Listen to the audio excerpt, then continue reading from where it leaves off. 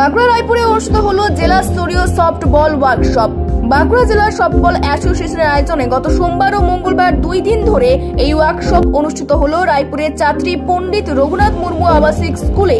Softball খেলাটি অনেকটা বেসবলের মতোই। সারা বাংলায় সফটবল খেলার প্রচলন খুব বেশি নয়, মূলত জেলা স্তরে এই খেলার প্রচলন ও ভালো মানের খেলোয়াড়ের খোঁজের উদ্দেশ্যে এই কর্মসূচির উদ্যোগ নেওয়া হয় বলে জানা গিয়েছে। জঙ্গলমহলের মতো প্রত্যন্ত একটি স্কুলে এই ধরনের ওয়ার্কশপ হওয়ায় খুশি ক্রীড়াপ্রেমীরা। ছেলে এবং মেয়েদের উভয় ক্ষেত্রেরই ক্রীড়াবিদেরা অংশ নেয়। এদিন এই ক্যাম্পে অংশগ্রহণকারীদের মধ্যে সেরা ক্রীড়াবিদেরা সরাসরি নদিয়ায় অনুষ্ঠিত হওয়া রাজ্য স্তরের ওয়ার্কশপে সুযোগ পাবেন। সেখানে ভালো পারফরমেন্স দেখাতে পারলে সরাসরি রাজ্য সফটবল দলে অংশগ্রহণ করার সুযোগ রয়েছে। বাঁকুড়ার এই কর্মশালায় অংশগ্রহণ করেন প্রায় 50 জনের কাছাকাছি। ওয়ার্কশপ বা কর্মশালা শেষে অংশগ্রহণকারীদের হাতে একটি করে সংস্থাপত্র তুলে দেওয়া হয়। আগামী 11 ও 12 জানুয়ারি নদিয়ার কল্যাণীতে রাজ্য স্তরের ওয়ার্কশপ বা কর্মশালা অনুষ্ঠিত হবে বলে জানা গিয়েছে। খেলাধুলার দিক থেকে হোক, পড়াশোনার দিক থেকে পরিবেশ খুব সুন্দর। আর এই ওয়ার্কশপটা যেটা হচ্ছে আমাদের খুবই ভালো হচ্ছে, কারণ একটা নতুন খেলা পরিবেশের মধ্যে প্রচার হচ্ছে, সমাজের মধ্যে প্রচার হচ্ছে। এখান থেকে খেলোয়াড় বা নিজেদের যে আত্মমনোবল থাকে সেটা অবশ্যই হবে, আর ভালো খেলোয়াড়ও এখান থেকে উঠবে। আশা করি বেঙ্গল থেকে আমাদের খুব ভালো খেলোয়াড় উঠবে। শুধু কোচের একটু অভাব আছে, যে ভালোভাবে একটু প্রশিক্ষণেরও তো দরকার, কারণ সব স্কিল সবাই তো আর সঠিকভাবে করে না।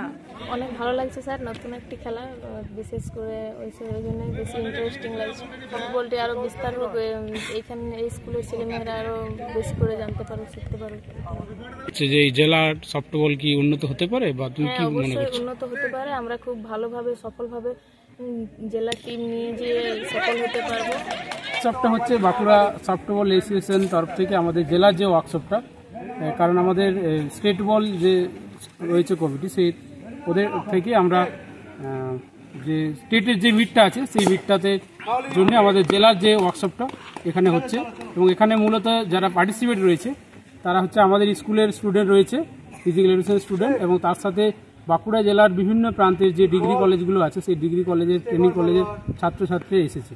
এবং টোটাল যে ক্যাম্পাস স্টুডেন্ট রয়েছে এটা হচ্ছে 50 জন আমার রেজিস্ট্রেশন রয়েছে। এবং এখান থেকে আমরা নেক্সট জানুয়ারি 11 এবং 12 দুদিন আমাদের স্টেট মিটে এখান থেকে জেলার টিমটা আমাদের সিলেক্ট হয়ে আমরা টিমকে পাঠাবো।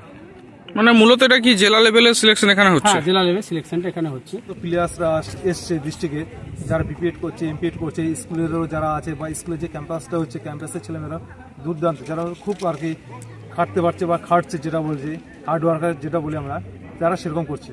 এখন যদি তারা ভালো প্রশিক্ষণ পায় বা ভালো যদি তাদের নিজের থেকে চায়, তারা নেক্সট টাইম এখন যারা খেলছে ডিস্ট্রিক্ট হয়ে, পরে খেলবে তারা স্টেটের হয়ে, এরকম যদি স্টেটের হয়ে খেলার পরে তারা যেরকম ভালো সুবিধা পায়, তারা ন্যাশনাল বা ইন্টারন্যাশনাল খেলতে যেতে পারবে। জেলা থেকে যদি আমার বলে তাহলে আমরা অ্যাসোসিয়েশন থেকে আমাদের কাছে অ্যাপ্লিকেশন আসবে, আমরা অবশ্যই আসবো করতে। আমার সবসময় ইচ্ছে থাকে যে স্কুলে অন্য ধরনের কিছু ভাবনা চিন্তাকে আনবার। আপনারা দেখেছেন কিছুদিন আগে আমরা একটা শারীরিক শিক্ষার শিবির করলাম অনেকগুলো বিষয়কে নিয়ে। ঠিক তেমনিভাবে এর আগে আমরা রাগবি করেছি, আর ঠিক সেই ধারাকে অনুসরণ করে ছেলেমেয়েরা যাতে আরও বেশি করে এক্সপোজার পায়, আরও বেশি করে সহজেই বলা যেতে পারে রাজ্য স্তরে জেলা স্তরে খেলতে পারে, সেই জন্য এই সফটবলটার যে শিবিরটা সেটার অনুমোদন শুধু দিয়েছি না, আমাকে যখন দায়িত্ব নেওয়ার আমার কাছে প্রস্তাব আসে, তাহলে বাঁকুড়া জেলা শাখার আমি সভাপতি পদে থাকার অনুমতিও দিই।